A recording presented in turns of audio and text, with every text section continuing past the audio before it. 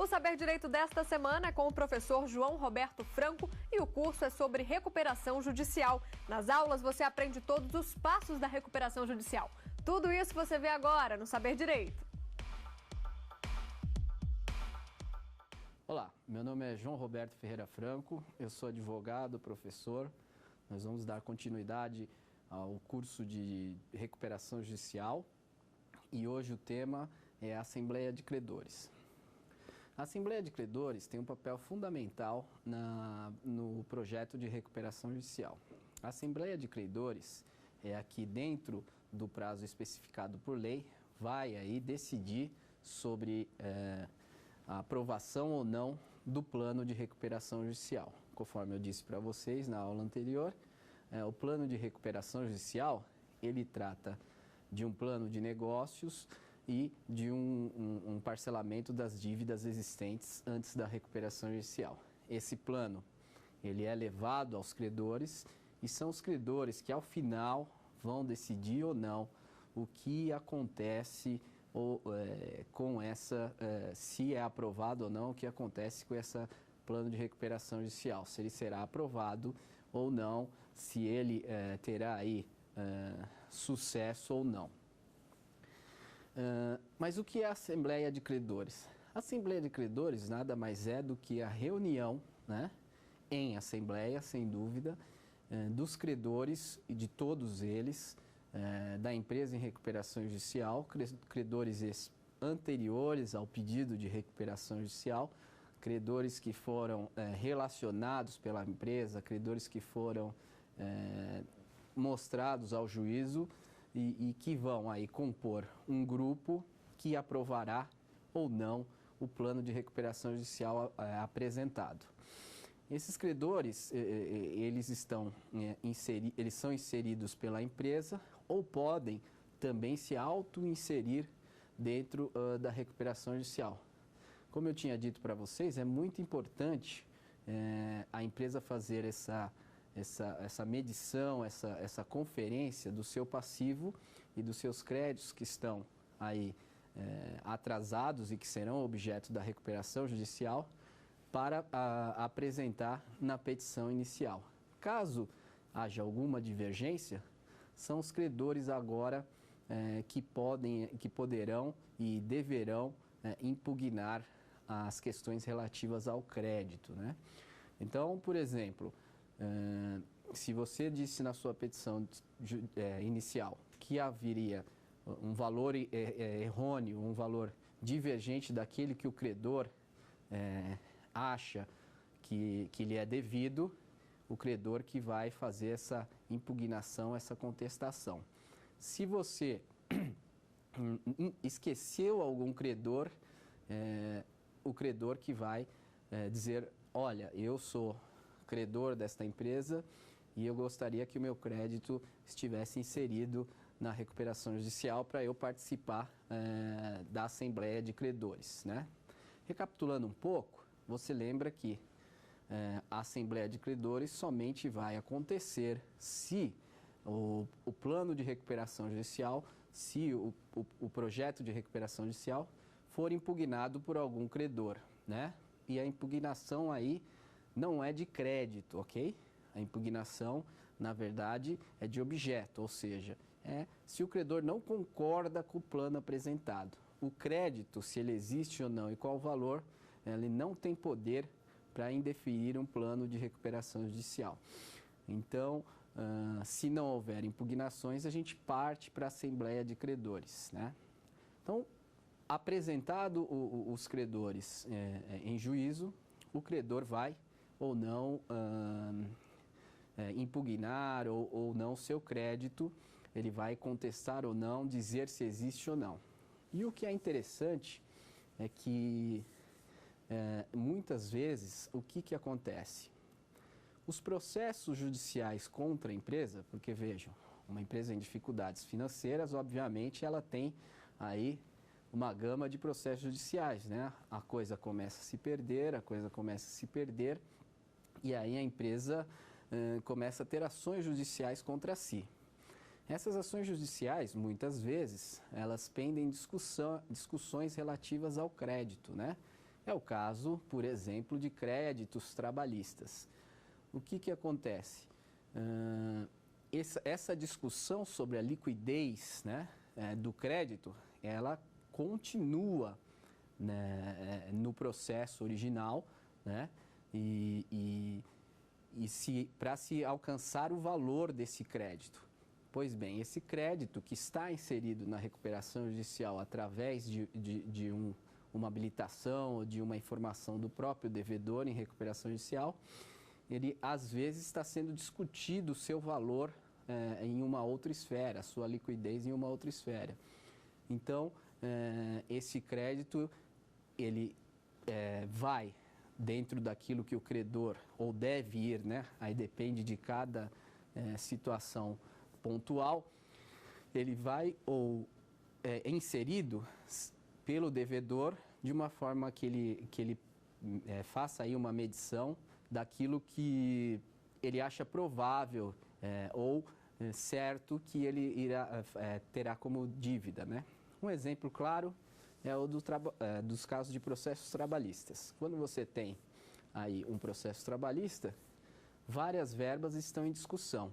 Mas existem verbas que são claras e objetivas, que são próprias da lei.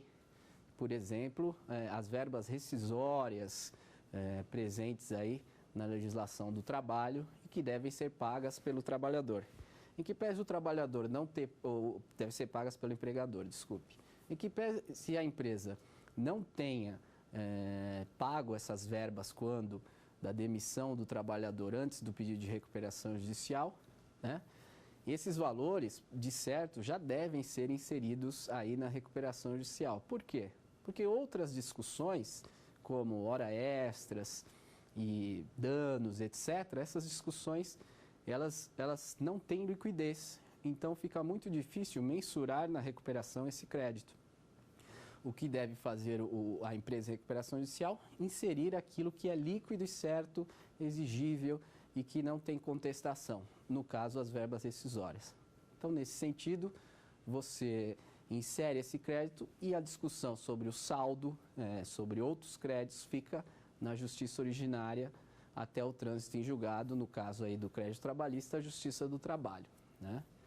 Bom, feita essa relação, os credores,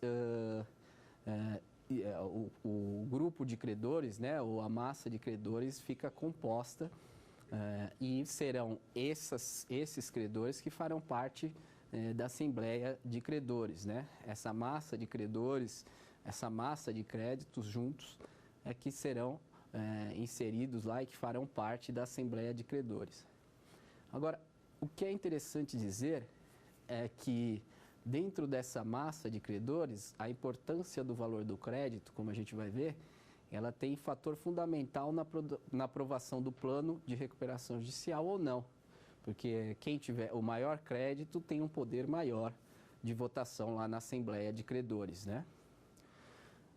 E qual o papel do administrador judicial na Assembleia de Credores e nessa relação entre empresa em recuperação judicial, né, após o pedido, empresa com processamento da recuperação judicial deferido e os credores? Primeiro, o administrador judicial é aquele que vai enviar aos credores, e por isso que a lei exige todos os dados, a relação dos credores com nome, endereço, CNPJ, etc., para que o administrador judicial, de posse dessas informações, envie as cartas para os credores dizendo a empresa XYZ, ela está em recuperação judicial e está apresentando um crédito dessa natureza, desse valor e desta forma para a recuperação judicial. O credor será intimado por esse administrador e é este o momento que o credor terá para fazer a discussão do seu crédito também. Segundo, o edital, né, também de credores, né, que é elaborado e é realizado pelo administrador judicial, depois de feitas todas essas discussões, o administrador judicial ele elabora aí o edital de credores. Então, como na prática isso funciona? Eu tenho lá um pedido de recuperação judicial deferido pelo juiz. Esse pedido de recuperação judicial abre-se um edital dele e ali você tem um momento em que os credores têm a oportunidade de dizer sobre os seus créditos, se ele existe, se ele não existe e se está correto. Essa discussão, ela não é feita em juízo, e aí que é o interessante da lei, né? Ela é feita através do administrador judicial. O administrador judicial que recebe essas impugnações, essas habilitações em seu escritório, e ele que dá conta de analisar esses documentos, né? Por exemplo, como que um credor prova o seu crédito? Uma nota fiscal de venda de um produto para aquela empresa em recuperação judicial. Então, isso vai para a mão do administrador judicial e ele que, de posse dessas informações, de posse dessa situação, ele faz a análise e diz ao juiz, olha, esse crédito existe, não existe, o valor está correto, não está correto, e ele forma aí, de acordo com as informações que são colocadas no processo e informadas pelo próprio credor, ele forma o que a gente chama aí do quadro de credores. O quadro de credores, por sua vez, ele também sofre aí um edital sobre ele para ser divulgado, onde vai constar toda a relação de credores e os seus respectivos créditos, natureza e origem. Esses editais de empresas de recuperação judicial, eles podem ser vistos em jornais de grande circulação da região, do município, onde essa empresa está inserida, né? Então, se você pegar lá o jornal na parte de editais, tem editais de falência e etc., tem lá um edital sobre recuperação judicial. São editais grandes, porque contém muitas informações. E o primeiro edital é feito pelo juízo, o segundo edital é feito pelo administrador judicial, quando ele forma o quadro de credores, né? Esse quadro de credores, ele se torna definitivo e aí o processo da recuperação judicial, ele caminha aí para a Assembleia de Credores. Como eu disse para vocês, pode haver a interação entre o credor e a empresa em recuperação judicial. Mas muitas vezes nós estamos falando de uma massa de credores muito grande, né? De uma massa de credores enorme, desde créditos de 50 mil reais até créditos de 1 milhão de reais. Então você tem uma massa aí de credores muito grande, você tem uma massa de credores que às vezes podem atrapalhar o processo de recuperação judicial no tempo. E aí esses credores também podem informar o administrador judicial sobre a ideia deles de formar um comitê de credores. E o que é esse comitê de credores? É um comitê onde se elege alguns credores por categoria que representarão aí todo o resto de credores na recuperação judicial, na tratativa entre credores e empresa em recuperação judicial, por intermédio aí também do administrador judicial. Esse comitê, ele segue aí o processo de recuperação judicial. Porque vejam bem, como eu já falei nas outras aulas, o que interessa para o credor é o plano de recuperação judicial. O que interessa para o credor é saber se esse plano de recuperação judicial é efetivo e será capaz de resolver os problemas da empresa e pagar o crédito. Então, há interesse da massa de credores para que as coisas sejam tratadas da melhor forma possível, no sentido de que a empresa saia dessa situação de crise, saia dessa situação de problemas econômicos e financeiros. E o papel do administrador judicial, ele é muito importante, é muito interessante e ele é muito evidente aí nessa fase pós, né, pedido de recuperação judicial, até a denominada Assembleia de Credores. É também um administrador judicial que convoca a Assembleia de Credores, né? Veja que a lei determina que entre a data do deferimento do processamento da recuperação judicial e a Assembleia de Credores, o período seja de 180 dias. Então, da data do deferimento até a Assembleia, respeita-se um período mínimo de 180 dias. Porém, esse período, ele sofre influências do tempo, tendo em vista o trâmite dos processos dentro de uma determinada vara ou de determinado fórum, de acordo com a complexidade da recuperação ou de acordo com o acúmulo de serviço nos fóruns, que a gente sabe que tem bastante. Então, esse tempo ele pode ser estendido nesse sentido. E sempre o administrador que vai dar essas informações aí para o juízo. Pois bem, nós temos uma pergunta, vou chamá-la agora.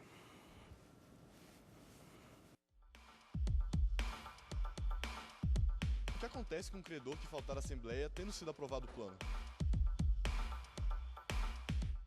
O credor que faltar na Assembleia, ele fica automaticamente condicionado àquele plano, né?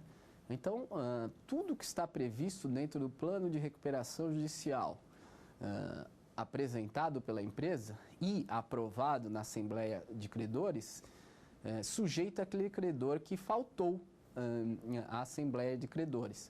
Então, se a empresa, através do plano de recuperação judicial, através do pedido de recuperação judicial, ela teve aprovado um deságio, um desconto dos seus créditos de 10%, 20%, aquele credor que faltou e não votou, ele terá aí, estará sujeito a esse plano de pagamento que foi ofertado e as condições do plano de recuperação judicial. Pode acontecer casos que não são raros e que nenhum credor comparece. Então, dá-se por homologado aquele plano de recuperação judicial e aprovado aquele plano de recuperação judicial. Voltando aqui, como eu estava falando do administrador, até aproveitando o gancho da pergunta, é o administrador judicial que vai aí fazer esse interface, fazer esse link entre a empresa em recuperação judicial e o judiciário, né, o processo judicial. Então, o administrador que é o competente para presidir, né, a Assembleia de Credores, que deve ser convocada no período de 180 dias, da data do deferimento do processamento da recuperação judicial, até a Assembleia, 180 dias. E quem faz essa convocação é o administrador judicial e também através de edital, né? Então, claro que os advogados, todos que são partes do processo, eles recebem as intimações judiciais normais, né? Através do seu advogado. Mas por uma segurança da lei, por uma segurança do procedimento, por uma segurança do processo, os principais pontos da recuperação judicial, eles são realizados, a sua divulgação, a sua publicidade através de editais. Então, o administrador presidindo a recuperação judicial, ele inicia a votação do plano de recuperação judicial e ele determina se esse plano é aprovado ou não. O que é interessante dizer é que, obviamente, nenhuma empresa deve, através do seu advogado ou dos seus consultores, ir a uma assembleia de credores sem essa interatividade com os credores, principalmente aqueles que impugnarem o plano. É muito importante dizer que, havendo impugnação do plano, o que gera a assembleia de credores, né, é muito importante dizer, porque se não houver impugnação do plano, ele está aprovado está aprovado. Então, é muito importante que a empresa faça tenha tratativas com os seus credores que impugnarem o plano, que não entenderem que aquele plano é suficiente, é satisfatório para o processo de recuperação judicial e para a própria recuperação da empresa. Isso pode ser feito através do administrador judicial, pedido de convocações pelo administrador judicial de reuniões com os credores, e essas reuniões, obviamente, vão ser sempre para tratar do plano, dos seus objetivos, daquilo que a gente já falou na aula anterior e da finalidade que é pagamento dos credores, né? E como estão divididos esses créditos dentro da recuperação judicial? A gente tem na recuperação judicial créditos de 3 categorias, né? Nós temos os créditos de natureza trabalhista, que são créditos aí derivados da legislação do trabalho, e são créditos todos aqueles, né, que a legislação do trabalho ela fornece ao trabalhador, é direito do trabalhador e é um dever da empresa pagar. Então, todos os créditos, vamos dizer que eu tenha, por exemplo, um processo judicial de 5 anos trabalhista que eu não estou conseguindo pagar, ou que eu já fiz um acordo e não estou cumprindo e estou lá com uma execução trabalhista. Esse crédito compõe a classe dos créditos de natureza trabalhista, né? Esse crédito vai ali para a classe número 1, que é a classe de natureza trabalhista. Com isso, você traz para o processo de recuperação judicial e para o plano, inclusive ações trabalhistas que já encontram-se na sua fase de execução. Como é sabido, no Brasil hoje, o único processo, a única ferramenta jurídica que uma empresa tem, que uma empresa consegue ter no intuito de barrar aí as reclamações trabalhistas, os processos trabalhistas, é a recuperação judicial. Eu não estou falando aqui, óbvio, dos casos em que há negociação direta da empresa com o advogado do trabalhador ou numa conciliação em juízo trabalhista, enfim. Mas nos casos em que a empresa encontra-se com sérias dificuldades e não consegue arcar com seus créditos trabalhistas, é a recuperação judicial a única ferramenta capaz de interromper esse ataque, vamos dizer assim, à empresa pelos créditos trabalhistas. Porque a legislação do trabalho e a justiça do trabalho como um todo, ela tem uma natureza própria, uma forma própria de agir, né? Que muitas vezes não está de acordo com os trâmites processuais normais do Código de Processo Civil e dos outros ramos do direito, né? A Justiça do Trabalho, por exemplo, o juiz age de ofício no caso de penhora online. Então, não é incomum você ver aí nos fóruns trabalhistas empresas que, sem a força, sem o movimento do advogado, do trabalhador, você tem aí o juiz num cronograma de penhoras trabalhistas sobre o mesmo processo, sem sequer o pedido do advogado trabalhista, né? Então, a Justiça do Trabalho, nesse ponto, ela vai de uma forma muito mais agressiva até a empresa do que as outras áreas, outros ramos do direito, né? E aí, todo mundo sabe que a penhora online é aquela coisa muito ruim, né? Que a empresa, pela manhã, tem todo o seu dinheiro penhorado pela Justiça do Trabalho, e aí a sua atividade fica muito prejudicada. É uma situação que muitos podem achar que ela é satisfatória do ponto de vista de resolver a questão do trabalhador, mas do ponto de vista da empresa, do ponto de vista, pensando assim, numa projeção maior, você pode causar nesta empresa um dano tão grande que essa empresa não terá nem condições de se recuperar. E aí, você satisfaz um crédito de um trabalhador e os outros ficam prejudicados, porque, conforme eu disse para vocês nos outros programas, a falência da empresa é a pior coisa que pode acontecer para todos os envolvidos, para a sociedade, para os credores, para o próprio empresário, porque a falência da empresa não significa o recebimento pelos credores de seus créditos, né? Além do que, como dito, o processo de falência demora no mínimo 10 anos, né?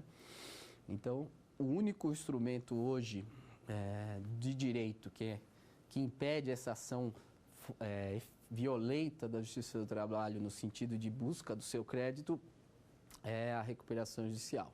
Porque, como eu disse para vocês, a recuperação judicial ela visa atingir o princípio da função social da empresa, que é a empresa como um todo é uma atividade que traz benefícios sociais, atingindo, em consequência, o princípio da preservação da empresa, que é aquele princípio onde, por ter a empresa um papel importante social, ela deve ser preservada. Então, essa é a única legislação que consegue, de certa forma, travar as reclamações trabalhistas e os processos trabalhistas e os créditos trabalhistas, ao ponto que você tem aí um fôlego para renegociar essas dívidas, tá? Então, essa é a primeira categoria, que é a categoria dos créditos trabalhistas. A segunda categoria, que vai estar presente na Assembleia de Credores, é a categoria dos credores com garantia real, né?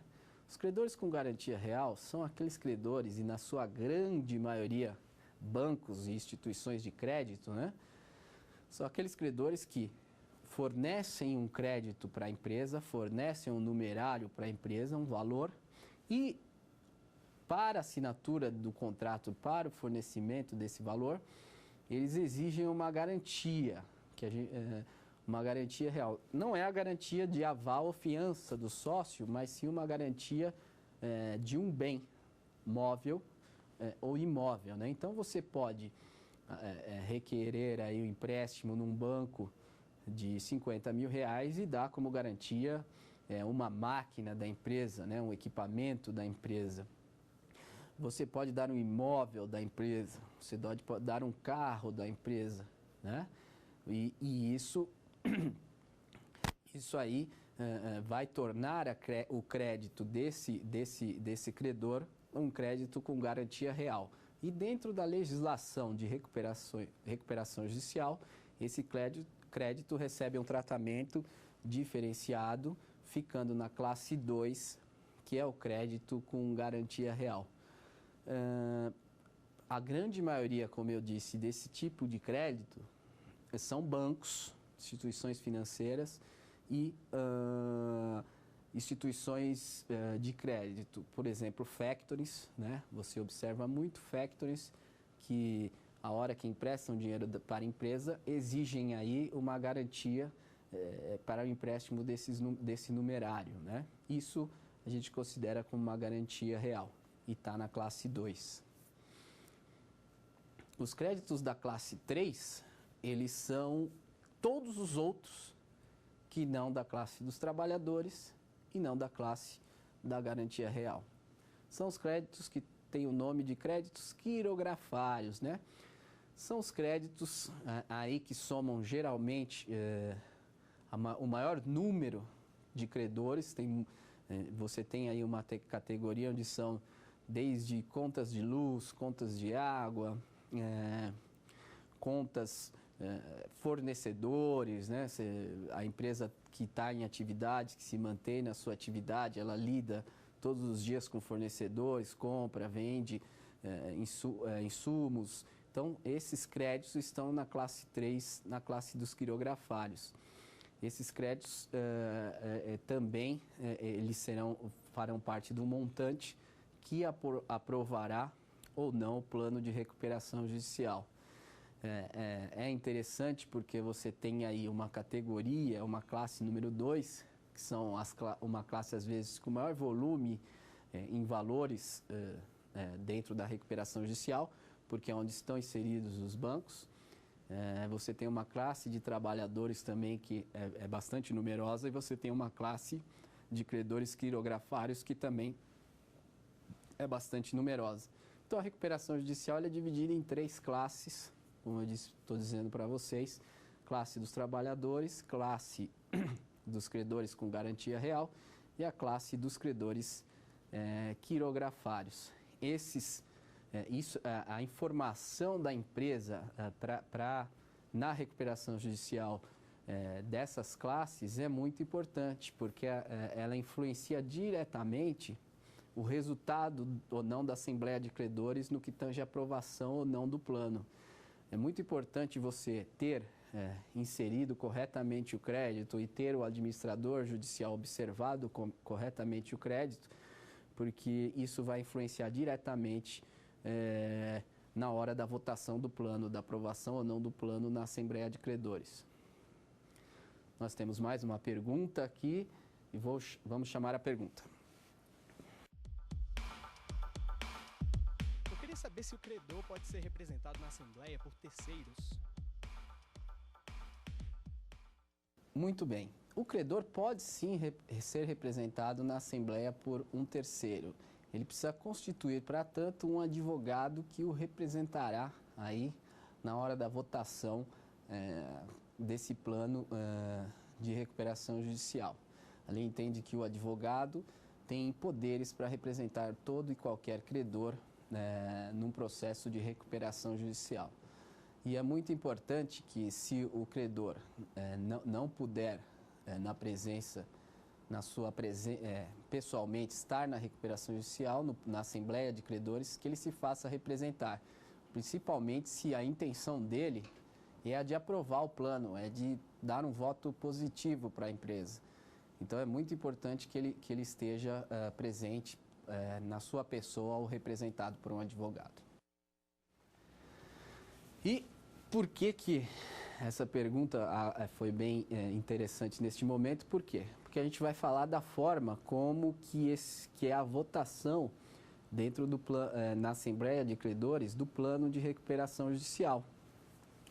A votação ela é feita de uma forma diferenciada. Ela primeiro se faz por classe e depois por número de crédito, por valor de crédito. Então, para uma empresa ter um plano de recuperação judicial aprovado, ele precisa que pelo menos 2 classes de credores votem a seu favor, né? E como isso funciona? O administrador judicial, depois de feitas todas essas tratativas, apresentado o plano, houve impugnação, houve a discussão desse plano, houve o debate entre os credores e a empresa em recuperação judicial, ajustou-se o plano para mais ou para menos, né? E aí esse plano é convocado à Assembleia de Credores, cada classe vota de forma separada, né? O administrador judicial convoca aí as classes para votar. A primeira delas é a classe número 1, que é a classe que trata dos credores trabalhistas. Então, os credores trabalhistas reunidos ali na Assembleia, eles votam aí com o seu crédito, aí eu voto com o meu crédito, em favor ou não do plano de recuperação judicial. É interessante dizer que, na prática, a classe dos credores trabalhistas é a que mais comparece às assembleias de credores, né? Porque a eles o interesse é grande, porque se o plano for aprovado, a partir do momento que ele é homologado em juízo, os credores trabalhistas começam a receber nos próximos 12 meses aí os seus valores divididos em 12 parcelas. Então, ocorre aí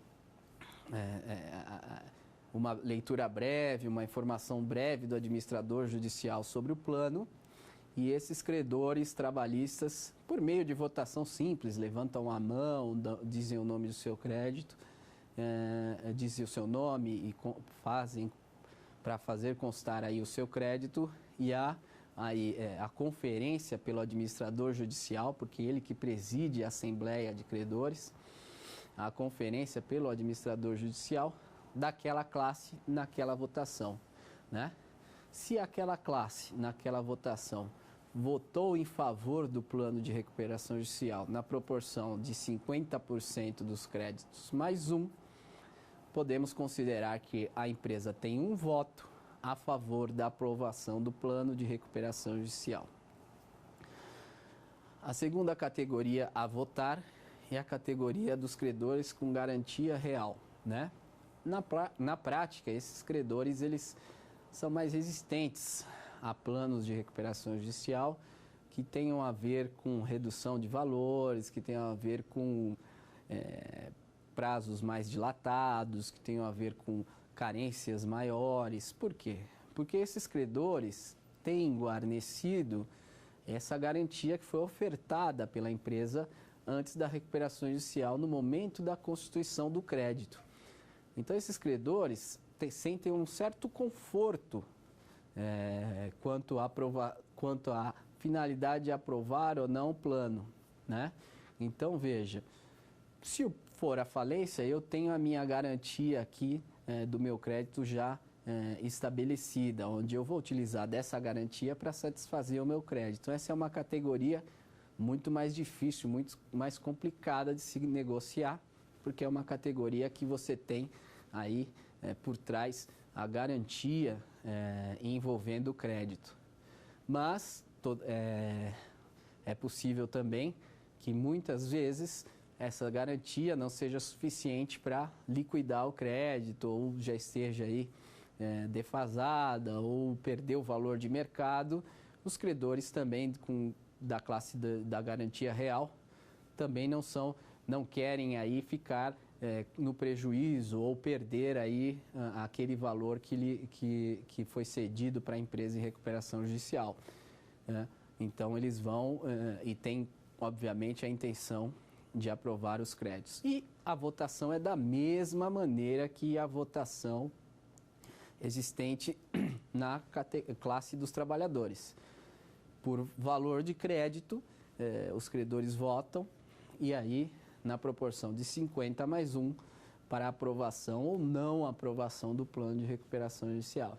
Se você tiver já na segunda categoria a votação pela aprovação do plano, ou seja, 50%+1 dos credores com seus créditos aprovam o plano, você tem aí automaticamente o plano aprovado, porque veja, como eu disse, a categoria dos trabalhistas já votou a favor, e agora, se a categoria ou a classe dos credores com garantia real votarem a favor também, você terá aí já 2 votos a favor.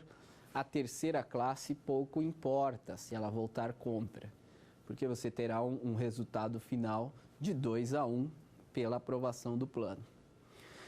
A terceira classe, né, a classe 3 dos credores quirografários, que são todos aqueles que não estão inseridos nem na classe dos trabalhadores, nem na classe com garantia real, a terceira classe, por sua vez, também vota os seus créditos, vota de modo a aprovar ou não o plano de acordo com o seu valor existente ali na sua classe. De novo, 50+1 para aprovação ou para não aprovação do plano de recuperação judicial. Feito essa votação, essa aprovação ou não do plano P em assembleia de credores, o administrador judicial faz constar em ata que houve aprovação do plano ou não, de acordo com o que foi votado naquele momento. Então, caberá aí a homologação desse plano em juízo. Vale dizer aqui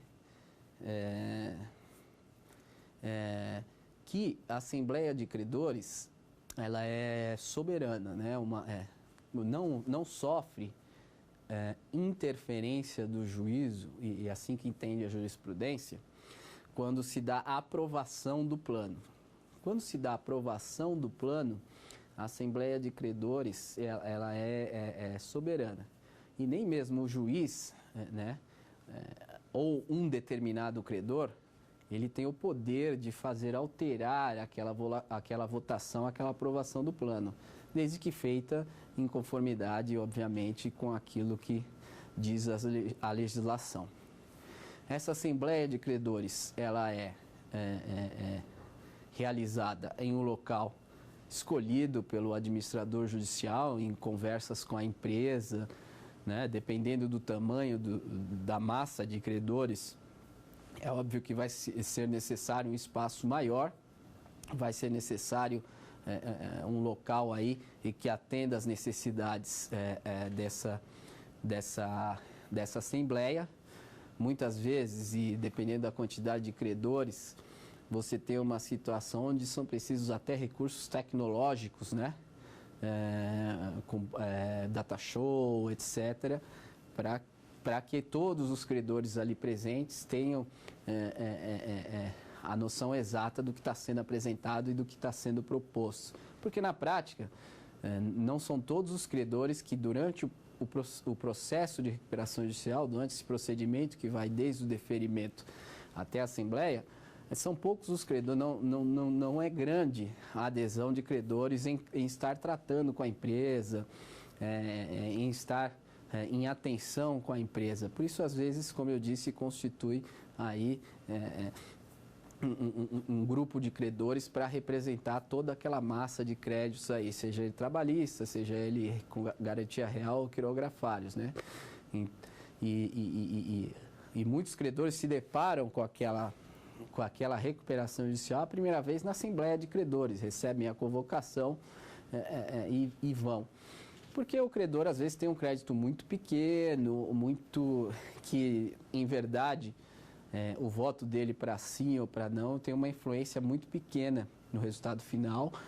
Imaginem aí um credor que tem um crédito de R$1.000, está inserido numa classe que o valor do crédito total daquela classe é R$2 milhões. Então, estamos falando de 1%. Então, o seu voto ele passa a ter menor importância, menor significado para o resultado final. Então ele não quer gastar dinheiro, porque tem que contratar advogado para acompanhar o processo de recuperação judicial, ele fica ali só observando até a Assembleia. E aí na Assembleia ele comparece para saber o que vai acontecer, para saber como ele vai receber o seu crédito, para saber se foi aprovado ou não, se a empresa teve aí o plano aprovado ou não, ou se vai ser decretada a falência, porque a não aprovação do plano é a decretação da falência da empresa. Conforme falado, a convocação para a Assembleia de Credores, ela acontece de duas formas, né? Ela acontece, em primeiro, através de uma convocação direta por carta pelo administrador judicial, né?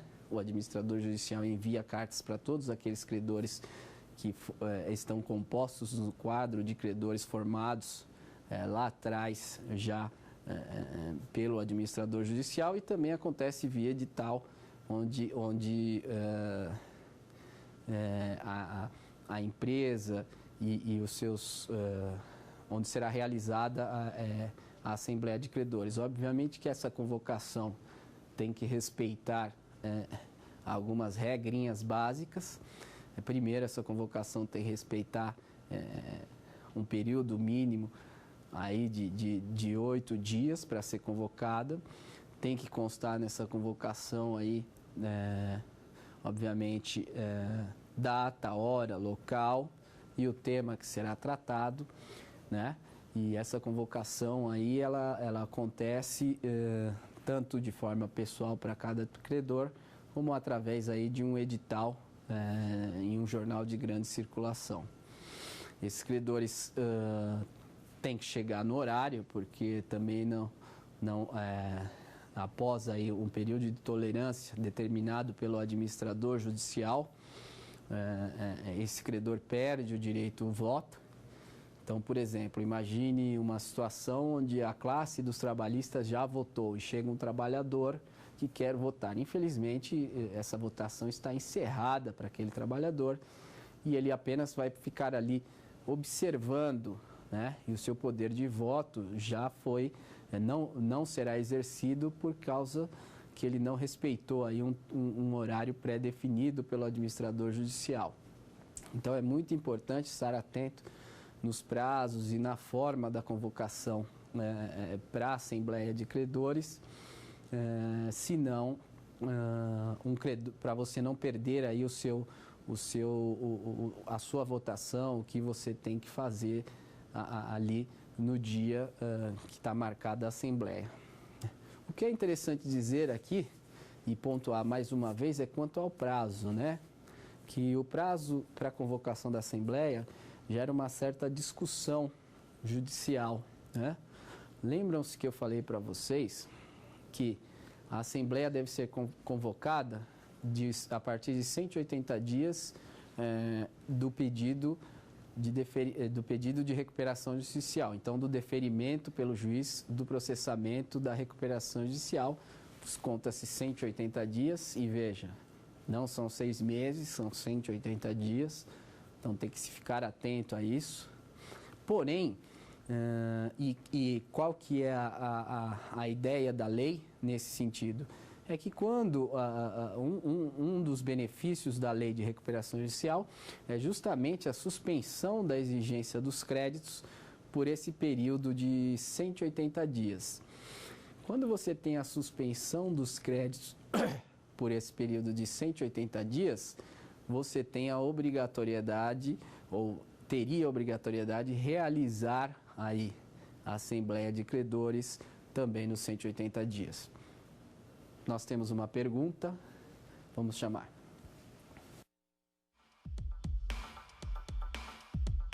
Pode haver mais de uma Assembleia de Credores?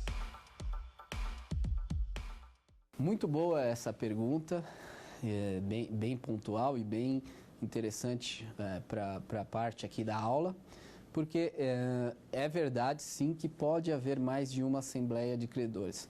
Devemos sempre considerar como mais importante aquela Assembleia de Credores que definitivamente vota o plano de recuperação judicial, mas nada impede que sejam convocadas assembleias anteriores à Assembleia de Aprovação do Plano para que se negocie os créditos. Então, muitas vezes você pode ter aí uma situação onde são feitas 3 assembleias, sendo a primeira e a segunda para se discutir o plano e ver o impacto desse plano para os credores, e uma terceira e última assembleia definitiva para aprovação ou não do plano. Porque é óbvio, e aí você pode dizer também assim, poxa, mas se você já tem ali meio que certo a aprovação dos credores, quando das assembleias anteriores ou quando das reuniões que você faz com os credores, você já vai... Qual a finalidade da Assembleia Geral de Credores final que vai decidir ou não pelo plano de recuperação judicial? Em verdade, o que a lei entende como oficial é a Assembleia da votação oficial do plano, né? A votação geral do plano. É óbvio que você tem aí apalavrado com seus credores que eles estão de acordo com aquele plano, mas aquilo só vai se efetivar, aquela palavra, aquelas conversas só se efetivarão, obviamente, quando da Assembleia, quando da aprovação efetiva com a votação pelos credores do plano e com a ata realizada pelo administrador judicial, que aí vai consignar esse plano foi aprovado ou não. Muito bem. Voltando aqui ao período de 180 dias, você encontra muita divergência jurisprudencial nessa situação entre a suspensão dos créditos, como eu estava dizendo, né? Porque os créditos se suspendem por 180 dias do deferimento, que seria uma inteligência da lei se os créditos suspendem. A Assembleia de Credores em 180 dias, aprovados o plano, aquela suspensão passa a ser desnecessária, porque se o plano foi aprovado, obviamente, não é que esses créditos estão suspensos, mas a partir dali eles estão renegociados. O que ocorre é que por fatores de processo, por fatores de fórum, por N número de fatores que vocês podem imaginar, esse prazo não é cumprido na prática, né? Então, o processo, a Assembleia Geral de Credores final, ela se estende mais de 180 dias. Aí é uma grande discussão jurídica do que acontece com a suspensão dos créditos. Se a Assembleia, por qualquer motivo, ultrapassar os 180 dias, alguns credores e e existe algum posicionamento, algum entendimento de que a suspensão da cobrança do devedor, ela encerra nos 180 dias, independente se a assembleia já foi realizada ou não. E isso pode trazer graves consequências para a empresa, que ainda não teve o seu plano levado à votação e já tem a retomada dos processos e das execuções antes dessa aprovação do plano, tornando em efetiva desinteligência a própria lei, porque os passos, eles são casados, né? A suspensão é de 180 dias justamente para que esse crédito não traga problemas, né, para a empresa nesse período, e onde 180 dias haverá a votação do plano e vai se decidir ou não se esse plano for aprovado. Se não for aprovado, estamos falando de falência. E se for aprovado, nós estamos falando mais de suspender os créditos, porque esses créditos automaticamente eles estarão renegociados, ou seja, não há mais a necessidade, aí a suspensão perde o seu efeito, a suspensão do crédito perde o seu efeito, ok?